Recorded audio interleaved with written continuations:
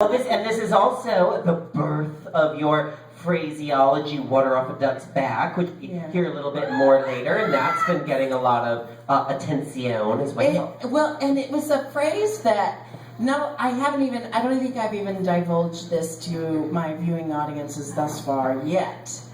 But when I was, when I was really worried, when the announcement was first made that I was on RuPaul's Drag Race, I finally got to open up to my drag sisters like BenDeLaCreme, who, by the way, I had that whole moment in the confessional. They're like, oh, when I first came to Seattle, drag queens didn't get me, blah, blah, blah, blah, blah. That's because when I first came to Seattle, I tried to work in the mainstream. And a lot of the mainstream drag venues, they really didn't get what I was, they didn't even have the equipment to support a live singing drag queen.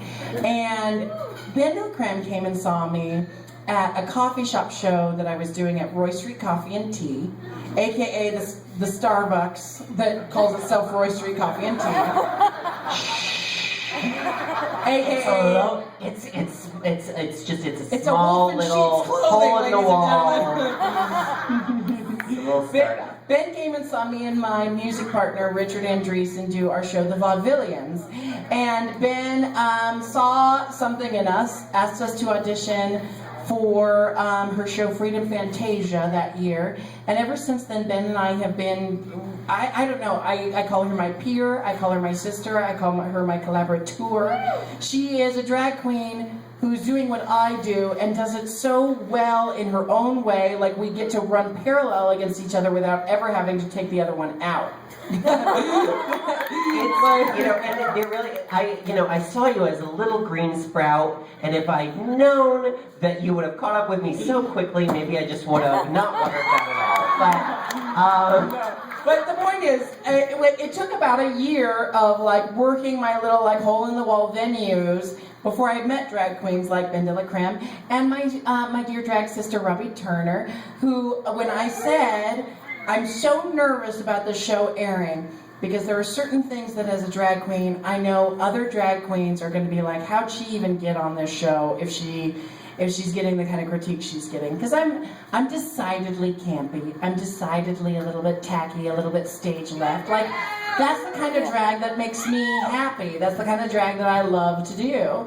Because I love to play a kooky character. That's why I got into drag in the first place. And I knew that there were going to be some drag critics out there who were going to be like, how the fuck did she even get that far? And you know what Robbie Turner said to me is, no matter what those people say, just remember that those little horrible comments that people are going to make, those are little raindrops, and just let them roll off like water off a duck's back. And that had been my catchphrase to myself the whole time. It was like there was this sisterly cosmic moment where she was mentally texting that to me while I was in the competition. I just started bawling in front of her. I was like, water off a duck's back is my whole 2013 mantra right now.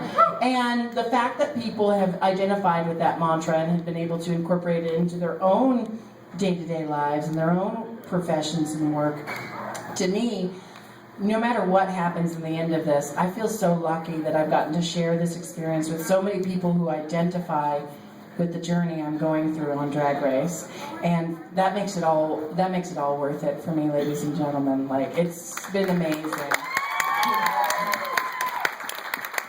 So if you feel like a duck, a wet duck. Well, let's see what's going to happen next. This is exciting. I hope Michelle says something. Oh, that would be nice. Oh, look, here's Rue again, pursing her lips.